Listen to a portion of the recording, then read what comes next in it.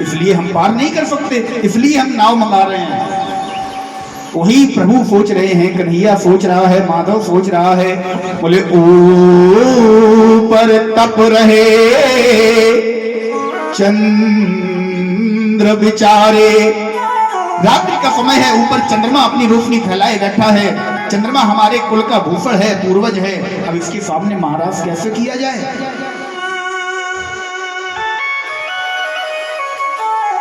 महाराज आज चंद्रमा ने जब इस लीला को देखा तो स्वयं चंद्रमा महाराज की लीला में शामिल होता है। इंद्र आदि सारे देवता महाराज की लीला में शामिल होते हैं। महाराज की क्रिया बड़े सुंदर महाराज प्रभु ने रचाया। इधर मैया पार्वती भी उस महाराज में जाती हैं। भोले बाबा ने मैया पार्वती से पूछा, पार्वती तुम कहाँ जाती हो? बोले वृंदावन में रास रचाया जा रहा है, हम उस रास में जाते हैं। भोले बाबा ने कहा अच्छा ऐसा करो हम भी चलते हैं। मैया पार्वती ने कहा नहीं तुम वहां नहीं जा सकते। बोले क्यों? क्योंकि वहां पर स्त्रियों का कोई काम नहीं है। लेकिन भोले बाबा नहीं माने। बड़ा सुंदर भाव है कि एक दिन वो भोले भंडारी बनकर ब्रज की नारी वृंदावन आ गए हैं, वृंदावन आ गए हैं। एक दिन वो भोले भंडारी बन करके ब्रज नारी वृंदावन आ गए हैं, वृंदावन आ गए हैं। पार्वती भी मना के हारे, ना माने त्रिपुरारी वृंदावन आ गए हैं, गोकुल में आ गए हैं। ऐसे नहीं, भगवान की सबसे प्रिय लीला हो रही है महारास। इसके बिना भागवत अधूरी है, सबसे प्रिय लीला है। आइए लीला का सुंदर दर्शन अपने हाथों से तालियों की सेवा करते हुए करेंगे।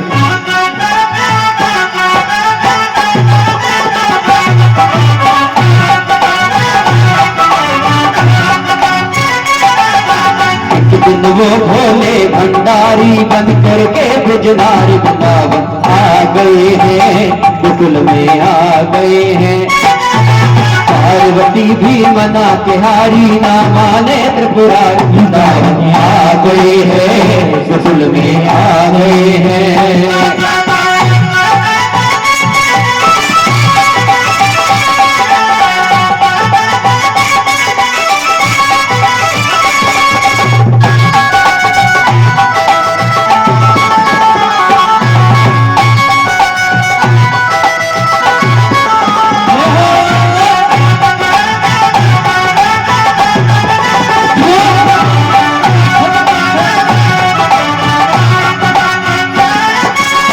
पार्वती से बोले मैं भी चलूंगा तेरे संग में, तेरे संग में।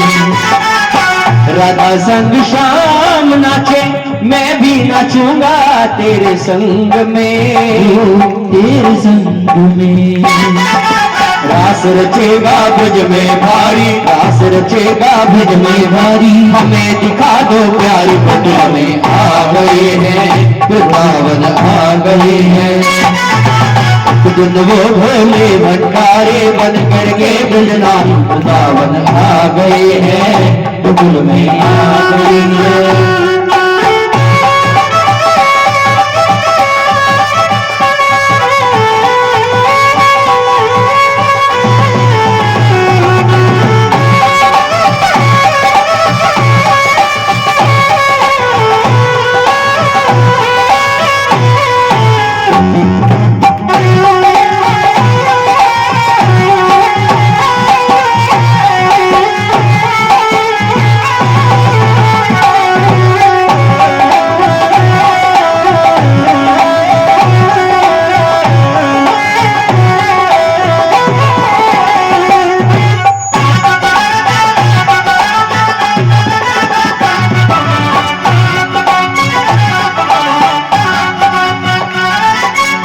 ओ मेरे भोले स्वामी कैसे ले जाऊं अपने साथ में, अपने साथ में।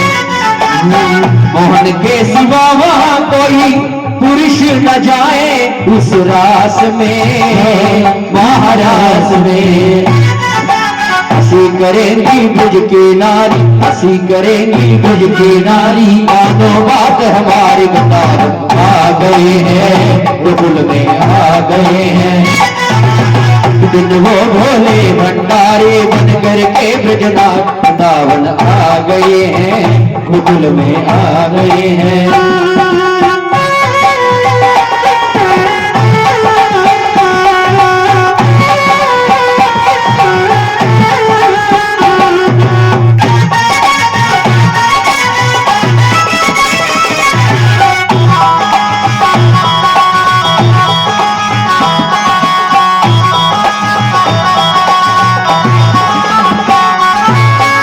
ऐसा बना दो मोहे कोई न जाने इस राज को, इस राज को। ऐसा बना दो मोहे कोई न जाने इस राज को, इस राज को। मैं हूँ सहेली तेरी ऐसा बताना ब्रिजराज को, ब्रिजराज को। मैं हूँ सहेली तेरी ऐसा बताना ब्रिजराज को, ब्रिजराज को। बना के जूड़ा पहन के साड़ी चाल चले मत वाली वृंदावन आ गए हैं, गोकुल में आ गए हैं। दिन वो भोले भंडारी बन करके ब्रजनारी वृंदावन आ गए हैं, गोकुल में आ गए हैं। एक दिन वो भोले भंडारी बनकर के ब्रजनारी वृंदावन आ गए हैं, वृंदावन आ गए हैं।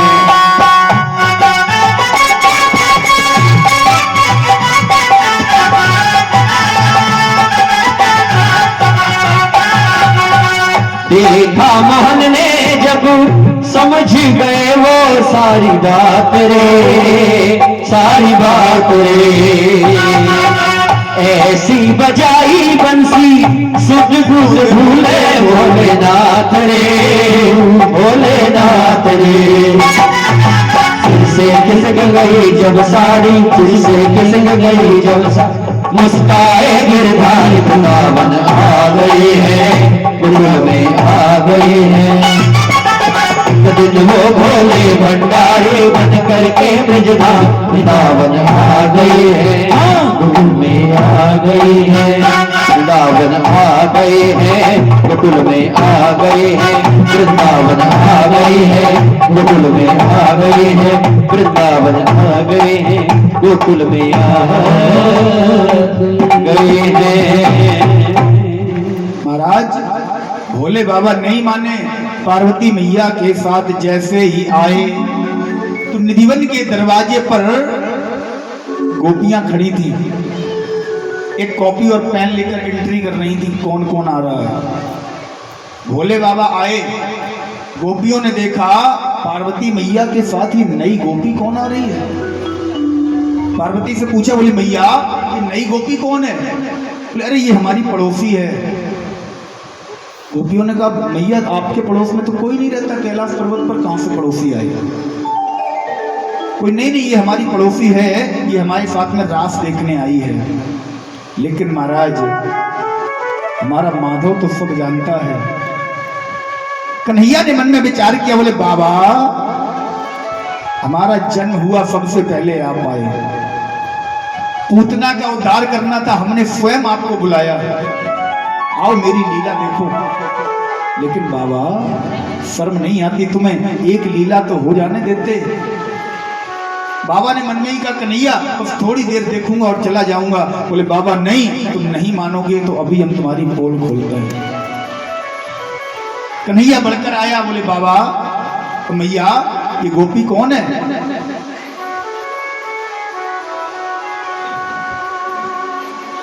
हम इसका चेहरा देखना चाहते हैं। मैया पार्वती ने कहा नहीं नहीं देखो ये नई गोपी है, इसका चेहरा तुम मत देखो, ये फरमा रही है। बोले नहीं हम इसका चेहरा देखना चाहते हैं। महाराज जैसे ही कन्हैया ने कहा हम इसका चेहरा देखना चाहते हैं, बाबा ने दोनों हाथों से घूंघट को पकड़ा, साड़ी को पकड़ा और बड़ी तेजी से पकड़ रहे, कहीं ऐसा ना हो कन्हैया घूंघट उठा दे। जैसे ही कन्हैया ने साड़ी पर हाथ मारा, घूंघट उठाया तो क्या देखा महाराज, 1.5 हाथ की दाढ़ी लटक रही है। बोले मैया तुम तो कह रही थी ये गोपी है, लेकिन ये तो गोपा निकला। ये गोपा कौन है? बोले महाराज अभी भी तभी से उसी दिन से गोवर्धन महाराज की परिक्रमा में एक सुंदर स्थान पड़ता है जिसका नाम है श्री गोपेश्वर महादेव। बोले गोपेश्वर महादेव की, श्री वृंदावन बिहारी लाल की। बड़ी ही सुंदर रास पंचाध्यायी की कथा श्री परीक्षित जी को सुनाने के बाद सुखदेव जी कहते हैं राजन, कन्हैया ने अनेक लीलाएं की। एक दिन की बात है, कंस ने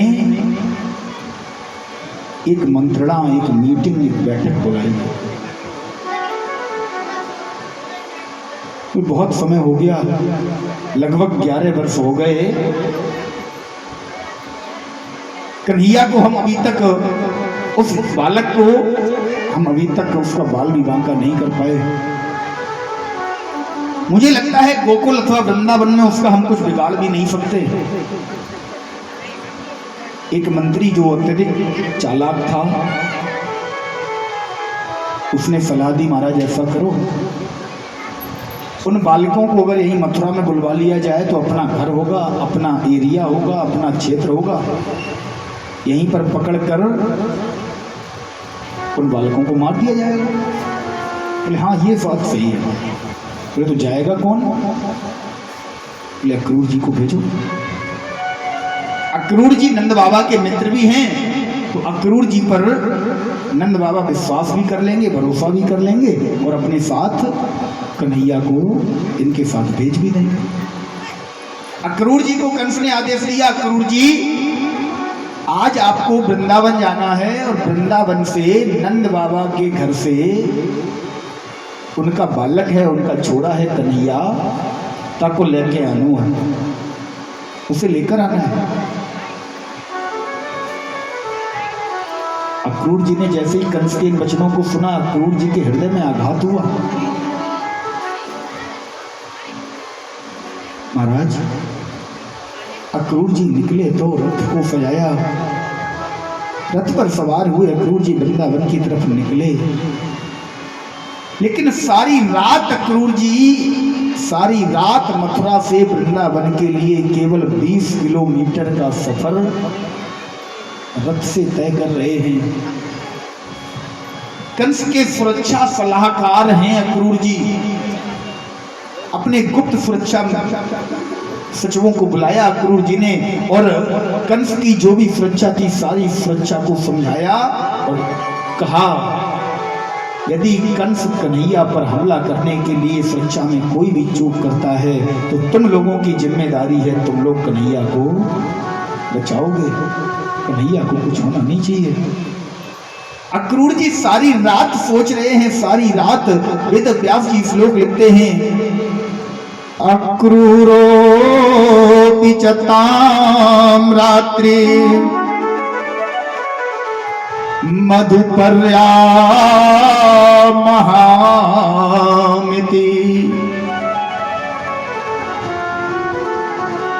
उफेत्वा रथमास्थाय अगते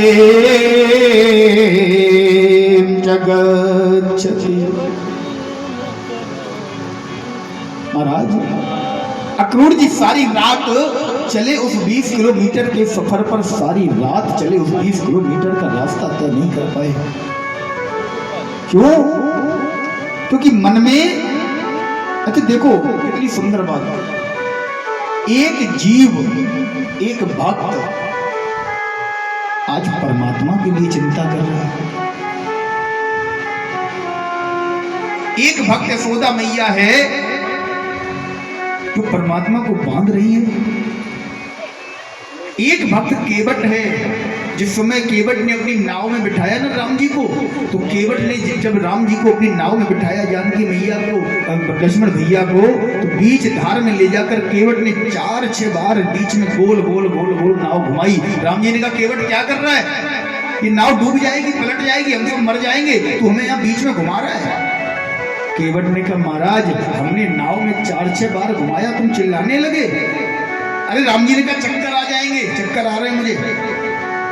केवट ने कहा प्रभु तुम्हें 4-6 बार हमने घुमा दिया, तुम्हें चक्कर आ गए, ध्यान करो, याद करो, तुम हम जीवों को, हम मनुष्यों को 84 लाख योनियों में घुमाते हो, हमें चक्कर नहीं आते। हा? हमने तुम्हें 4-6 बार घुमाया, तुम्हें गिरने का डर लग रहा है, तुम कह रहे हो हम डूब जाएंगे, हमें चक्कर आ रहे हैं। विश्वास दिलाओ, मुझे भरोसा दिलाओ, मुझसे वादा करो, प्रॉमिस करो कि आज के बाद जो भी मेरे कुल का होगा, जो भी मेरी कथा सुनेगा, जो भी मेरी कथा पढ़ेगा, वो कभी 84 के चक्कर में नहीं जाएगा। राम जी ने कहा ठीक है, तू जैसा कहता है मैं वैसे ही करूंगा, लेकिन बस मुझे पार उतार। संसार को पार करने वाला केवट से हाथ जोड़कर कह रहा है मुझे पार कर दे। धन है केवट जैसा भक्त, संसार को बांधने वाला है, यशोदा मैया के द्वारा रस्सी में बांधा जा रहा है। धन है प्रभु की भक्ति करने वाले भक्त, संसार की रक्षा करने वाला, जिसके लिए अक्रूर जी आज चिंता कर रहे हैं कहीं कंस इसे मार ना दे, मैं इसकी सुरक्षा व्यवस्था बढ़ा दूं। अक्रूर जी ने सारी सुरक्षा व्यवस्था लगाई, और महाराज जैसे ही सुबह भूसार होने को हुआ, नंद बाबा ब्रह्म मुहूर्त में उठ ही रहे थे, अक्रूर जी पहुंच गए। नंद बाबा ने कहा अक्रूर जी सुबह सुबह आगमन तुम्हारा के ही कारण, आगमन तुम्हारा, किस कारण आप आए हैं? अक्रूर जी ने कहा नंद बाबा कंस ने एक धनुष महोत्सव का आयोजन रखा है, वो चाहता है कि आपके दोनों बालक उस आयोजन में जावे, वो चाहता है आपके दोनों बालक उस आयोजन में जावे। नंद बाबा ने कहा ये तो बहुत अच्छी बात है, कंस ने हमारे दोनों बालकों को याद रखा, इतना बड़ा राजा भोजराज कंस। बोले हाँ बाबा, कंस चाहता है कि आपके दोनों बालक उसके आयोजन में, उसके धनुष महोत्सव में सम्मिलित हों। यशोदा को बुलाया, बोले अरे यशोदे इधर आ, देख कितनी खुशी की बात है, मथुरा का राजा चक्रवर्ती सम्राट आज हमारे दोनों बालकों को बुला रहा है। ये अक्रूर जी कन्हैया और बलदाऊ को लेने आए हैं। जैसे यशोदा ने सुना पहले तो प्रसन्न हुई, लेकिन महाराज मन में विचार किया, बोले बाबा ये बताओ कहां लेने आए हैं, कन्हैया को कहां लेकर जाएंगे? बोले मथुरा। जैसे यशोदा ने सुना मथुरा, बिजली सी कड़क गई, ये लगा जैसे आकाशी बिजली ने यशोदा के शरीर पर आघात कर दिया हो, असुत यशोदा के हृदय पर आघात कर दिया हो। महाराज आज यशोदा मैया ने मन में विचार किया, बाबा से पूछा, हे बाबा मुझे ये बताओ, हे स्वामी ये वही मथुरा है ना जहां पर कन्हैया की सही माँ, कन्हैया की असली माँ देवकी और कन्हैया का पिता वसुदेव रहता है, वही मथुरा है ना? बाबा ने कहा हाँ है तो वही मथुरा। बोले बाबा मैं तुम्हारे हाथ जोड़ती हूँ, हे नंद बाबा, हे मेरे स्वामी, हे पतिदेव, मैं तुम्हारे हाथ जोड़ती हूँ, अक्रूर जी से कह दो लौट जाएं। अभी आए हैं, मार्ग में थक गए होंगे, कुछ देर बैठे, भोजन करें, स्नान करें, विश्राम करें, रात्रि को रुकना चाहे तो रुके, लेकिन यहाँ से खाली हाथ जाएंगे, मैं अपने लाला को न भेजूंगी।